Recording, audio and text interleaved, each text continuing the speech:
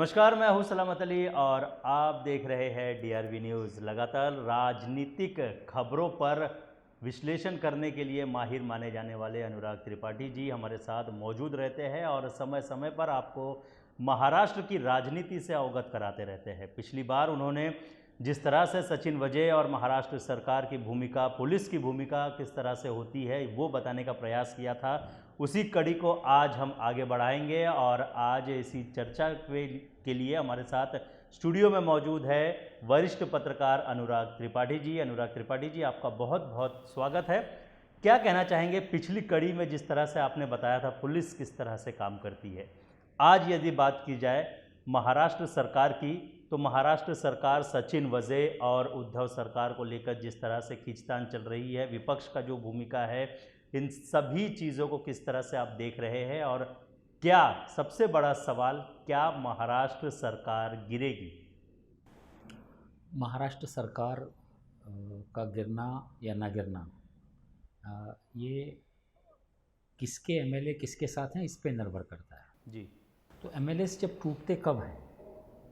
चुनाव से 4 साल बचे हों तब एमएलएस नहीं टूटते। आखिरी साल में आदमी को मौका भी होता है कि मैं सामने से चुन के आऊँगा, नहीं आऊँगा। सत्ता यूजुअली छोड़ते नहीं एमएलएस, है ना। तो मुझे नहीं जी। लगता कि ये सर बहुत ज़्यादा विधायकों के बीच, देखिए गड़बड़ ये है कि विधायकों के बीच नीचे गड़बड़ हो जाए। दूसरा, जी। स्थिति बनती है कि पार्टियों में खींचतान हो जाए। जी। तो कल की जो कैबिनेट मीटिंग है, जी। उसमें उद्धव ठाकरे जी ने ये कहा है, हम मिल के लड़ेंगे। बहुत जोर दे के उन्होंने कहा है जी। कि मुझसे आदमी पहचानने में गलती हो गई। वो सचिन वजय के बारे में बोल रहे थे, लेकिन अब जो है हम पे जिस तरह ये लड़ रहे हैं, इनसे हमको लड़ना है और हम लोग पूरी तीनों पार्टियां मिल के लड़ेंगे। जी। ये मिल के चलो वाला जो सोच है ना, ये कहीं ना कहीं, है ना, सरकार के सर्वाइवल पर है। और सरकार के सर्वाइवल में तीनों पार्टियां में से कोई नहीं चाहता है सरकार टूट जाए इस समय। और राष्ट्रपति तुरंत शासन लग जाएगा और फिर चुनाव आएंगे। मेरे ख्याल से एमएलएज में भी जो कोई नहीं चाहेगा कि 1 साल में चुन के गए और फिर जाके वोट मारने की स्थिति आ जाए। तो इसलिए मुझे सरकार टूटने की संभावना, इस कारण से सरकार टूटने के 100 कारण हो सकते हैं। जी। लेकिन ये फ़िलहाल ये कंट्रोवर्सी छोटी नहीं है, जी। कंट्रोवर्सी बहुत बड़ी है। जी। इसमें जो 2 हिस्से हैं कंट्रोवर्सी के, एक, देश के सबसे बड़े आदमी को धमका करके, आतंकवाद के नाम पे धमका करके उससे वसूली करने वाला पुलिस अफसर पाया जाता है। कंट्रोवर्सी का भाग एक।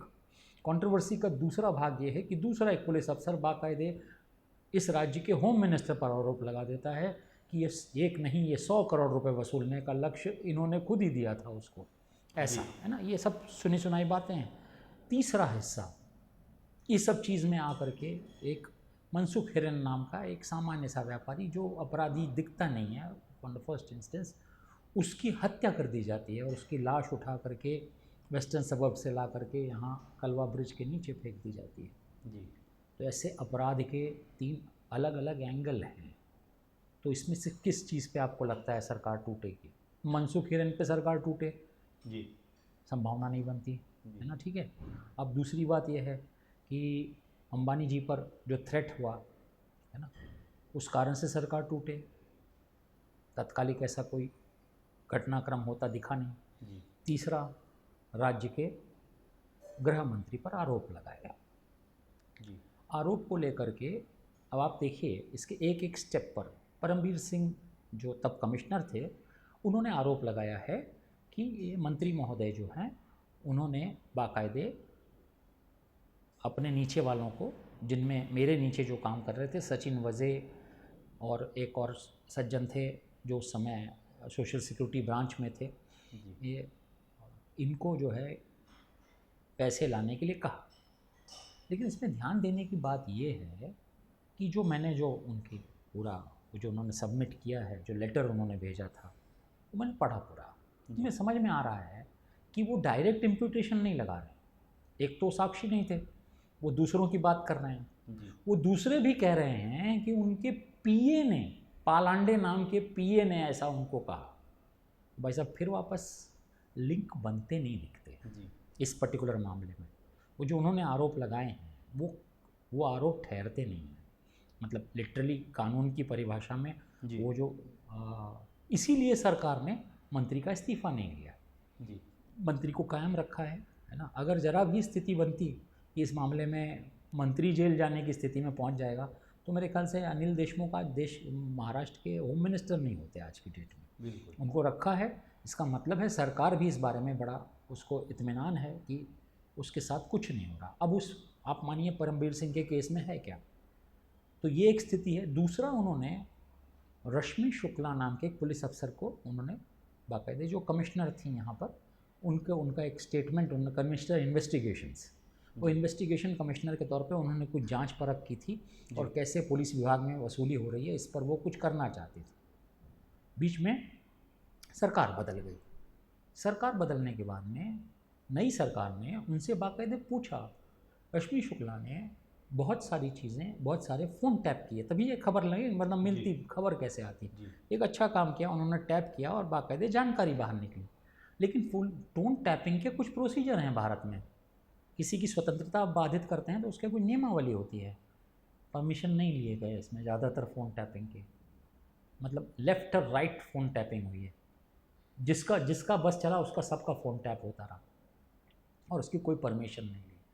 रश्मि शुक्ला जी ने बाकायदे माफ़ी मांगी उसके लिए और अपना ट्रांसफ़र जो है वो केंद्रीय सर्विस में दिल्ली में, वो पहले भी दिल्ली में थी, वो दिल्ली लौट गई ना।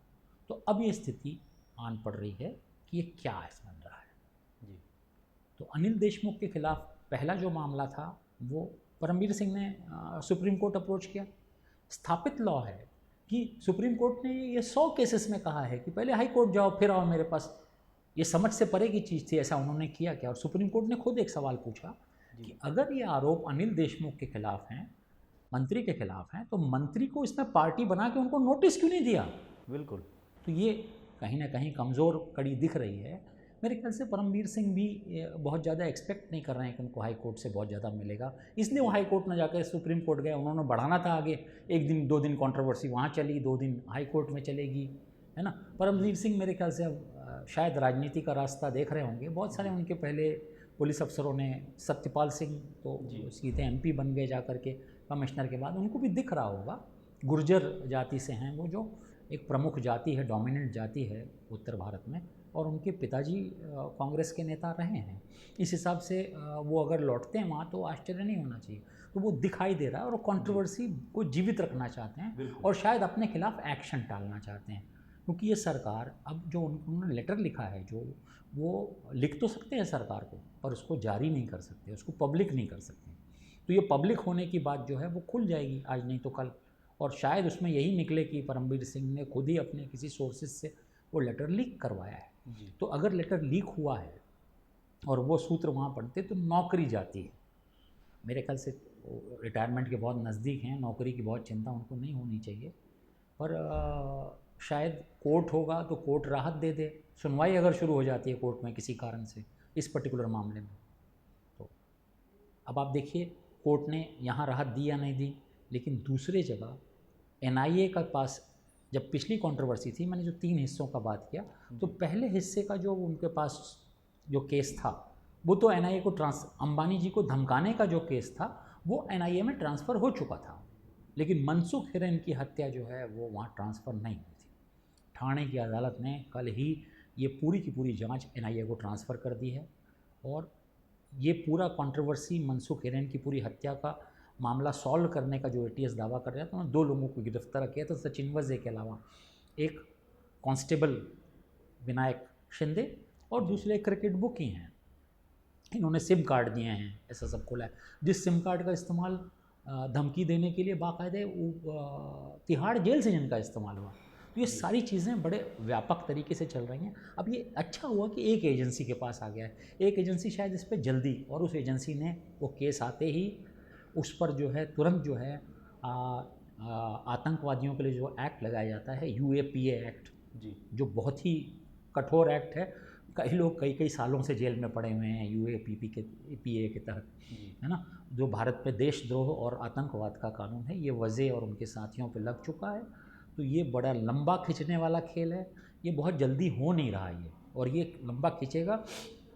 इसमें विपक्ष टेम्पो बनाना चाहता है, तो विपक्ष ने बाकायदे विधानसभा में उसको रेस किया और एक दिन बाकायदे आंदोलन किया और सड़कों पर बहुत बीजेपी ने महाराष्ट्र भर में इसको फैलाया जी लेकिन अब इसको टेम्पो को कैसे बनाए रखेगी बीजेपी, जी है ना।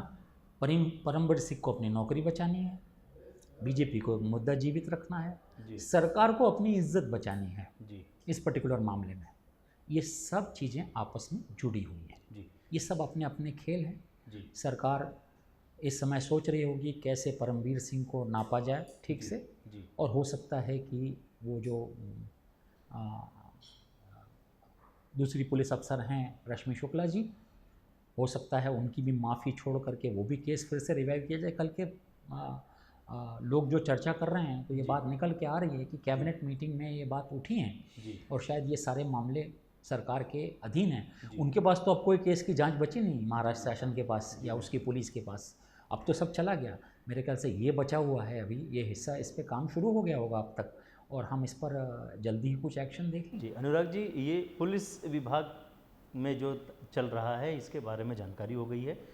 इसके अलावा विपक्ष जिस तरह से खेल कर रहा है, सबसे पहली बात विपक्ष में जिस तरह से इस तमाम चीज़ों को लेकर मुद्दा जो बनाया गया है और उसे उठाया गया है, जिस तरह से उठाया गया है वो, और दूसरा जो देवेंद्र फडणवीस जो विपक्षी नेता है उन्होंने डेटा सामने रखा हुआ है। अब सवाल ये आ रहा है कि ये डेटा उन तक कैसे पहुंच रहा है और जिस तरह से विपक्ष ने अपनी भूमिका निभाई है उस पर क्या कहना चाहेंगे? देखिए, देवेंद्र फडणवीस जी बाकायदे विपक्ष के नेता के तौर पे काम कर रहे हैं, पूर्व मुख्यमंत्री हैं, कोई चुनाव जल्दी नहीं आने वाला, तो ये एक तरह की, जैसे पुलिस में कहते हैं, साइड पोस्टिंग में रखे हुए हैं, है ना, लिटरली ये हालत है। जी तो बहुत अच्छी जगह नहीं कही जा सकती, उनको केंद्रीय मंत्रिमंडल में होना चाहिए था, लेकिन दुर्भाग्य से वहाँ 2 ब्राह्मण महाराष्ट्र के ऑलरेडी बैठे हुए हैं, नितिन गडकरी वहाँ बैठे हुए हैं और प्रकाश जावड़ेकर, दोनों कैबिनेट रैंक के मिनिस्टर हैं। अब तीसरा ब्राह्मण महाराष्ट्र से ले जाके वहाँ कैबिनेट रैंक का मंत्री बनाना संभव नहीं है, तो वो वहाँ एक तरह का रास्ता बंद है उनके लिए। पॉलिटिकली बहुत ज़्यादा उनको होना चाहिए था, उनको कैबिनेट में, केंद्र की कैबिनेट में, जैसा उन्होंने काम किया 5 साल के बाद, लेकिन वो होता दिख नहीं रहा, तो उनको यहीं पे काम करना है। साल भर से वो कोशिश कर रहे थे, कुछ कोरोना ने ऐसी हालात पैदा कर दिए कि जो शुरुआत में सरकार लग रहा है रोज़ गिरा रहे हैं, है ना, उद्धव जी को जो मुख्यमंत्री बन गए थे उनको एमएलसी बनना था, एमएलसी के चुनाव ही नहीं हो रहे थे, बाकायदे चुनाव आयोग नहीं करना चाहता था चुनाव, तो वो 6 महीने के बाद उनको इस्तीफ़ा देने की स्थिति आनी पड़ी थी। वो बड़ा शोर मचा, है ना, और उनको नॉमिनेट किया जा सकता है, तो गवर्नर ने नॉमिनेशन करने से इनकार कर दिया। गवर्नर कोश्यारी जी बड़े पक्के उसूलों के आदमी हैं, उन्होंने कहा मैं पॉलिटिशियन को नहीं करूँगा, और आज कायम है वो। 1 साल से उन्होंने बाकायदे किसी को नॉमिनेट नहीं किया। ये सरकार ने बहुत सारे नॉमिनेशन भेजे हैं, वो मुद्दा अलग है, पर सरकार गिरने की स्थिति आन पड़ी। और जहाँ कोरोना सबसे ज़्यादा, आज भी उपद्रव सबसे ज़्यादा महाराष्ट्र में दिख रहा है, उस समय भी सबसे ज़्यादा उपद्रव दिख रहा था, पूरा देश आतंकित था महाराष्ट्र में उस समय। बाकायदे फिर सरकार की अस्थिरता पर प्रश्न चिन्ह लगा था, और फिर कहीं से समझ आई कि पहले कोरोना से लड़ते हैं, राजनीतिक लड़ाई बाद में लड़ी जाएगी, तो लड़ाइयाँ सब सीज़ हो गई थी। इसी बीच जो है साल भर हो चुका है, अब बाकायदे एक पहला मुद्दा मेरे ख्याल से उद्धव सरकार के खिलाफ बड़ा मजबूत मुद्दा, भ्रष्टाचार का मुद्दा, उनकी सरकार में कथित भ्रष्टाचार के आरोप वाला मुद्दा बीजेपी को मिला है। बीजेपी उसको पूरी तरह भुना रही है, जैसे उसको करना चाहिए विपक्ष के तौर पर, इसमें कोई स्थिति। अब ये स्थिति जो है उसमें बाकायदे आप समझिए कि मनसुख हिरेन का अपना CDR, कैसे खेल खुला कि वो कहाँ थे उस समय, टेलीफोन उनका कहाँ से काम कर रहा था, इसका CDR जो रिपोर्ट होती है वो बाकायदे विधानसभा में पेश की गई। पुलिस इन्वेस्टिगेशन अलग चल रहा है, विपक्ष का अपना इन्वेस्टिगेशन अलग काम कर रहा है ना, तो ये स्थिति ऐसी बनी कि ऐसा लग रहा था, तो सवाल पूछे जा रहे थे। इनफैक्ट मंत्री ने कहा भी, भाई आप, वो आपके पास CDR रिकॉर्ड है तो आप क्यों नहीं NIA को दे देते, जी, है ना, आप क्यों नहीं उनको दे देते, ऐसी बातें भी चली। आरोप और प्रत्यारोप ये तो हमेशा चलते रहते हैं, लेकिन क्या ये इच्छा शक्ति है भ्रष्टाचार रोकने की सरकारों में, महाराष्ट्र के राजनीतिक दलों में क्या इच्छा शक्ति है? सवाल तो ये पूछा जाना चाहिए जी। इसके पहले ये कोई आज का नहीं है, ये मैंने आपको पिछली बार भी आपके यहाँ एक इंटरव्यू दिया था, तो उसमें बाकायदे कहा था कि ये पुलिस पोस्टिंग्स में, बड़ी पुलिस पोस्टिंग्स में भ्रष्टाचार तो कई सरकारों से चल रहा है, इसमें तो हर राजनीतिक दल इसके लपेटे में आ जाता है। तो कोई नई बात तो हो नहीं रही है, सब जानते हैं, लगभग खुला खेल है ना, और वो दिखाई पड़ रहा है सामने। और उसका जो जो कुछ खुल के आ रहा है वो सब हम पत्रकारों के लिए कोई नई बात नहीं थी, सबूत नहीं थे, इसलिए शायद उतना खुल के लिख नहीं पा रहे थे जी। ठीक है ना। अब तो सबूत भी दिखने लगे हैं और दग भी लगा है, संकेत इतने मजबूत हैं कि इस पर कुछ ना कुछ उपाय किए जाने चाहिए। और वो राजनीति को करने हैं, राजनीति नहीं करनी तो जनता को करना पड़ेगा उपाय इस पर। कहीं ना कहीं इस पर रोक लगनी ज़रूरी है। वो जो पुलिस वाला जो पैसे लेकर के आपके यहाँ आपके इलाके में आता है, वो वहाँ के गुंडे बदमाशों को किस आधार पर रोकेगा? आपकी बचत कैसे करेगा वो आपकी बचत कर ही नहीं सकता। वो तो बदमाशों से पैसे वसूलेगा, अगली पोस्टिंग के लिए उसको पैसे जमा करने हैं, तो वो तो दुष्टों का सरदार खुद बन के आएगा। इस पर्टिकुलर मामले में सचिन वजय नाम के जो अधिकारी थे, उन्होंने बाकायदे, ये अभी तो पूरी जांच चली रही है, लेकिन ये दिख रहा है उन्होंने मनसुख हिरेन नाम के अपने ही सहयोगी का मर्डर कर दिया। जरा भी उस पर शंका हुई या शायद उसने सवाल उठाने शुरू कर दिए थे जो इनको गढ़ने चालू हो गए थे।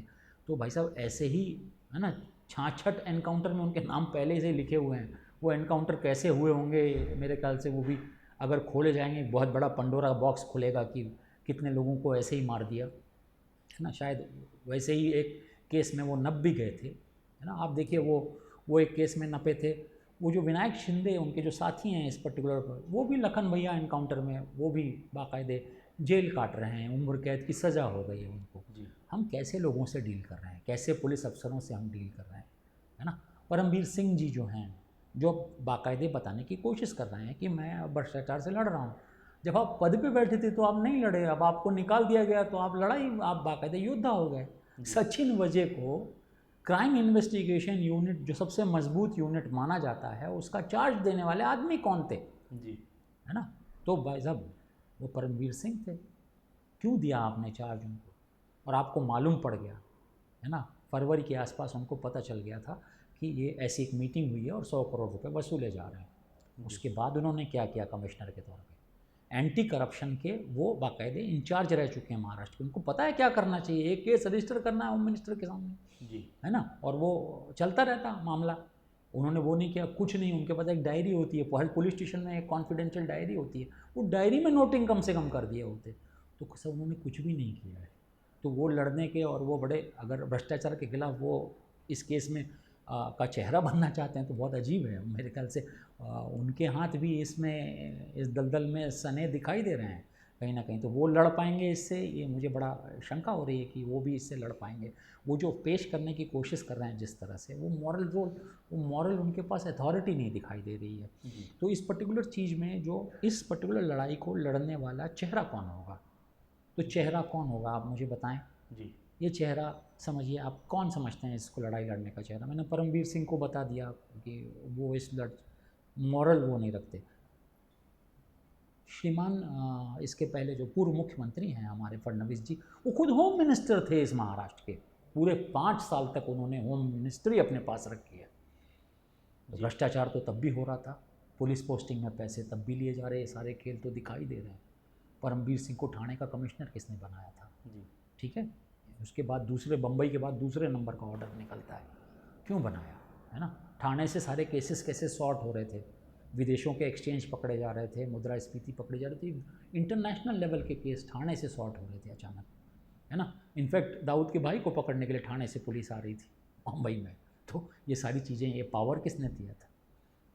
तो ये सारी चीज़ों को देखते हुए, और ये पावर कहाँ से कहाँ तक जा रहा था और लेन देन की स्थिति कहाँ तक, ये अपने अपने एक्सप्लेनेशन है। लेकिन मेरे ख्याल से इस पर्टिकुलर मामले में वो फेस भी नहीं दिखाई दे रहा कि जो इस फेस को लड़ाई लड़ेगा। दुर्भाग्य है, हम सब जनता का दुर्भाग्य है कि ये फेस नज़र नहीं आ रहा इस लड़ाई को लड़ना। लड़ाई को लड़ा जाना चाहिए। और पुलिस में जब तक ये गंदगी जो ऊपर से आ गई है, नीचे के स्तर पे तो हम रोज़ फेस करते हैं। रोज़ हमसे कोई ट्रैफिक पुलिस वाला बेजा पैसे ले लेता है ना, कहीं ना कहीं हम सब फेस करते हैं। या हमको कोई पर्टिकुलर अपने पासपोर्ट बनाना हो, कुछ बनाना हो, पुलिस स्टेशन पहुंचते हैं, चाय पानी की अपेक्षा उसकी, ये सब हम रोज़ फेस करते हैं पुलिस स्टेशनों में, सुनवाई नहीं होती हमारी। तो छोटे स्तर पे तो हम फेस करते ही करते हैं। लेकिन इस छोटे स्तर पे फेस करने का मतलब, अगर ऊपर से पैसे लिए जा रहे हैं और वो पैसे नीचे तक वसूले जा रहे हैं, तो ये बहुत, मतलब इससे दर्दनाक क्या हो सकता है अगर ये सच है तो। और इसको रोक लगाने की बहुत ज़रूरत है इसमें। जी बिल्कुल, जिस तरह से ये पूरा जो खेल चल रहा है, जो सिस्टम जिस तरह से चल रहा है, उसे रोकने का प्रयास ज़रूर करना चाहिए। हमारे साथ अनुराग त्रिपाठी जी जुड़े हुए थे, जिन्होंने बताया कि महाराष्ट्र में मौजूदा स्थिति राजनीति को लेकर किस तरह से चल रही है, उस पर उन्होंने रोशनी डालने की कोशिश की। उन्होंने बताया कि किस तरह से राजनीति चल रही है, परमवीर सिंह ने जो कदम उठाया है, उन्होंने जो शिकायत की है, उसको लेकर किस तरह से खेल चल रहा है, विपक्ष किस तरह से अपनी राजनीति करने में लगा हुआ है, महाराष्ट्र की सरकार क्या जा रही है या नहीं जा रही है, इस पर भी उन्होंने रोशनी डाली। अनुराग जी, हमारे साथ जुड़ने के लिए आपका बहुत बहुत शुक्रिया। हम आशा करेंगे कि इसी तरह आप हमारे साथ जुड़ते रहिए और लोगों को बताते रहेंगे कि किस तरह से राजनीति महाराष्ट्र में चल रही है। फिलहाल हमारे इस खास पेशकश में बस इतना ही।